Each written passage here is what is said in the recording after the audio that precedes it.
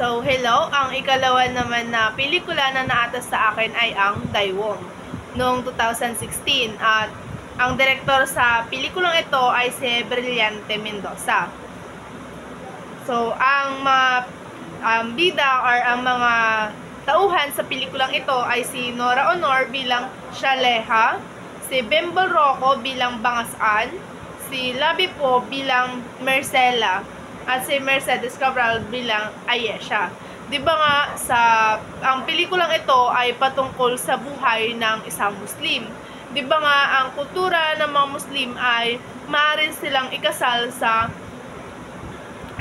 maaaring ikasal ang isang lalaki sa babae na kaya niyang panagutan or kaya niyang buhayin ang mga ito. Si Bangasan o si Bembol Rocco sa pelikulang ito ay siya yung lalaki na Muslim. Siya yung may tatlong asawa. So, ang pelikulang ito is marami siyang natanggap na award, especially si Nora Honor kasi grabe yung pag-arte niya sa pelikulang ito.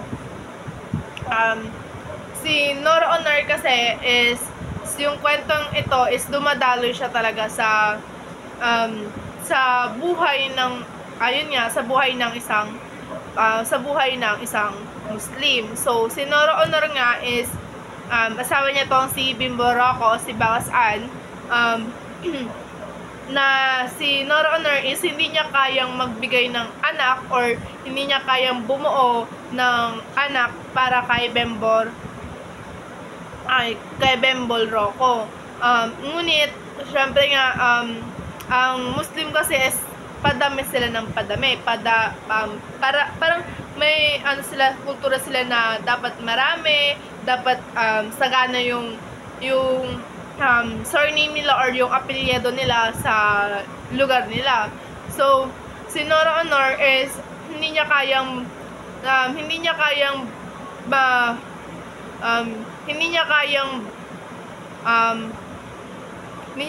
bumuo ng anak na para kay Bembol Rocco.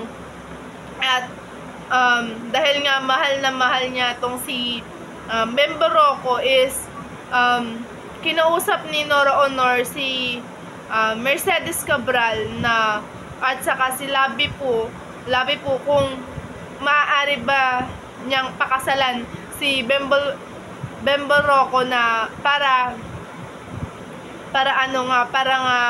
dahil naniniwala si Nora Honor na kaya nila ni Mercedes at Labi Po na bumuo ng bata na para sa kanila. At sinacrifice ni Nora Honor yung dignidad niya, sinacrifice niya ni Nora Honor yung pagmamahal niya kay Bembol Rocco para lamang sa kaligayahan ni Bembol Rocco, dahil gustong-gusto talaga ni Bembol Rocco na magkaroon ng anak. At yun nga, dahil sa sobrang pagmamahal ni Nora Honor kay Bangasan ay hindi niya na inisip yung sarili niya, bagkos mas inisip niya pa yung yung kaligayahan at ikakasaya ng kanyang mahal. At doon lamang natapos yung pelikula. Maraming salamat.